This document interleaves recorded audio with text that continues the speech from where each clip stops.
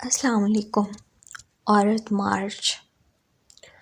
عورتوں کے عالمی دن پر عورت مارچ نکالا جاتا ہے ہر سال، لیکن کیا ہم جانتے ہیں کہ اس کا اصل مقصد کیا ہونا چاہیے؟ یا ہم جو باتیں کر رہے ہیں ہماری باتیں کتنی ٹھیک ہیں، دینی لحاظ سے، دنیاوی لحاظ سے، یا جیسے بھی؟ کبھی یہ سوچا ہے کہ اگر ہم عورتوں کو برا لگتا ہے کہ کوئی ہمیں گھور کے دیکھ رہا ہے، ہماری تصاویر کوئی بغیر اجازت کے کھینچ رہا ہے، تو مردوں کو بھی برا لگتا ہوگا۔ حقوق انسانیت کے حقوق ہونے چاہیے، کیونکہ ہمارا مذہب ہمیں انسانیت کا درس دیتا ہے۔ اللہ تعالیٰ نے عورت کو بہت سارے مقام دیے ہیں، بہت سارے مرتبے دیے ہیں۔ یہ ہم انسان ہیں جو ایک دوسرے کے حقوق سلب کرنے کو جڑے ہوئے ہیں۔ اللہ نے عورت کے قدموں تلے جنت رکھی ہے۔ اللہ نے عورت کو بھی کام کرنے کی اجازت دی ہے، لیکن اس کے لیے تھوڑی سی سیکیورٹی بتائی ہے۔ لیکن اس کا یہ مطلب نہیں ہے کہ جسٹ عورت کو کچھ سیکیورٹیز بتائی ہیں، مردوں کو بھی شرائط بتائی ہیں جس پر ان کا عمل کرنا لازمی ہے۔ ہم کہتے ہیں کہ یہ مردوں کا معاشرہ ہے، لیکن ان مردوں کی تربیت بھی تو ہم عورتیں ہی کرتی ہیں۔ بعض اوقات دیکھا جائے تو ایک عورت کی بربادی کے پیچھے دوسری عورت کا ہی ہاتھ ہوتا ہے۔ ہم لوگ جب پلے کارڈز اٹھاتے ہیں عورت مارچ پہ، ہم لوگ یہ بھول جاتے ہیں کہ جو پلے کارڈ ہم لے کے پھر رہے ہیں اس میں ہم اپنے مذہب پہ بھی انگلی اٹھا رہے ہیں، جو کہ سب سے بڑا گناہ ہے۔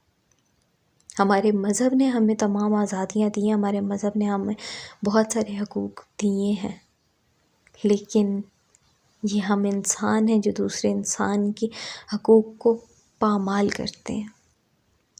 عورت مارچ میں نکلنے والی تمام خواتین، جن میں سے زیادہ تر خواتین وہ ہیں جن کو ان مسائل کا تو پتہ ہی نہیں ہے، ان کو صرف گوگل، یوٹیوب، ان سے ہی پتہ چلتا ہے کہ اچھا یہ بھی مسئلہ ہے، چلو میں اپنا پلے کارڈ بھی لکھ لوں گی اور میں کھڑے ہو کے 10-12 تصاویر لے لوں گی۔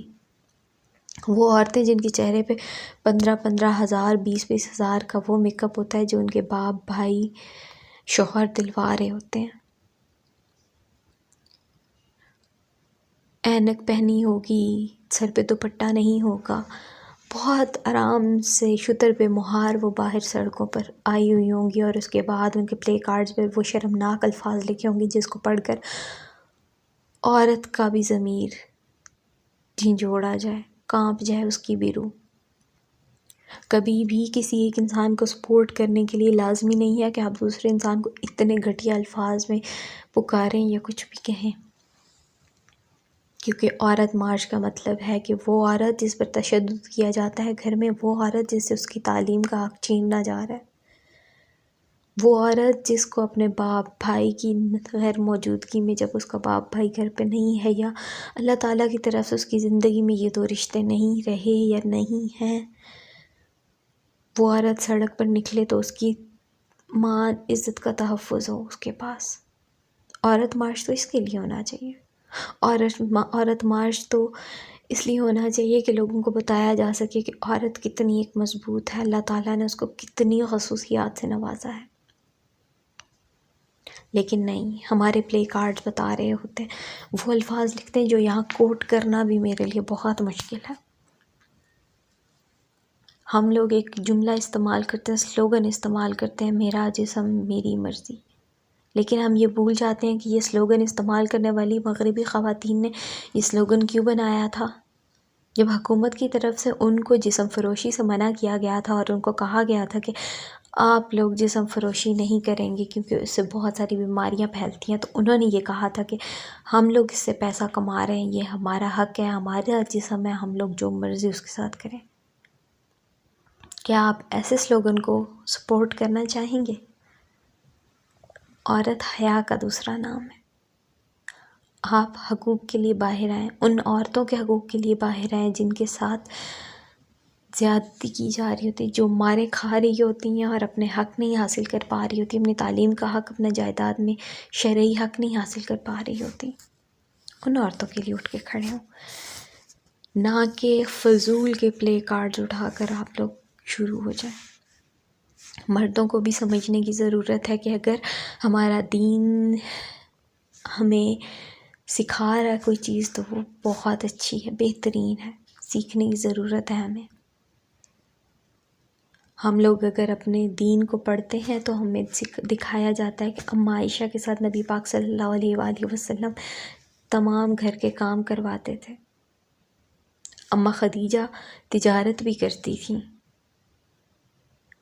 اور ساتھ ہی ساتھ گھر کے کام بھی کرتی تھیں، گھریلو امور بھی سنبھالتی تھیں۔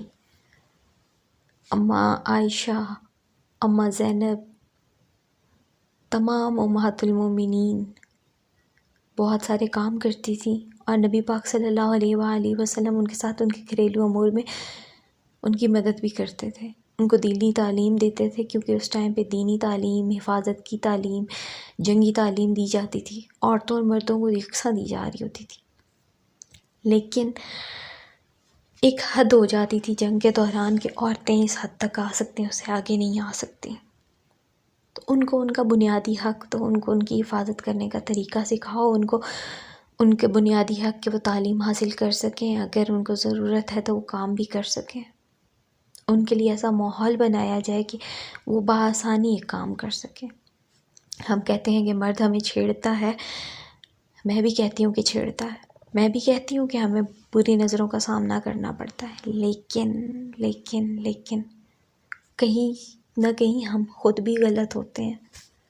اکثر ایسا ہوتا ہے کہ ہم لڑکیاں جب باہر جاتی ہیں تو ہمیں کوئی لڑکا اچھا لگ رہا ہو، دکھنے میں اچھا ہے، وہ چال ڈھل اچھی ہے، خوبصورت لگ رہا ہے، اللہ تعالیٰ کی خوبصورت کریشن ہے، خوبصورت لگا، لیکن ہم لڑکیاں کیا کرتی ہیں، اس کو گھورنا شروع کر دینا، پھر اس کے بعد اس کے پاس سے گزرتے ماشاء اللہ بھی بول دینا، اس کے علاوہ اس کی تصاویر چھپ کے لینا۔ کیا وہی چیز جب ہمارے ساتھ ہوتی ہے تو ہمیں کتنا برا لگتا ہے، تو کیوں ہم ایک مرد کا باہر نکلنا بھی تنگ کرتے ہیں؟ برائے مہربانی اپنی حدود کو پہچانتے ہوئے اپنے حقوق کے لیے لڑیں، نہ کہ اپنی حدود کو بھول جائیں جب اپنے حقوق کے لیے بات کریں۔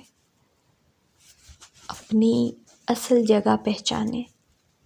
یہ میں نہیں کہتی کہ جو وہ اور لوگ کہتے ہیں کہ عورت تو پاؤں کی جوتی، اللہ معاف کرے، اللہ تعالیٰ نے عورت کو بنایا ہی پسلی سے اس لیے کہ وہ برابر رہ سکے۔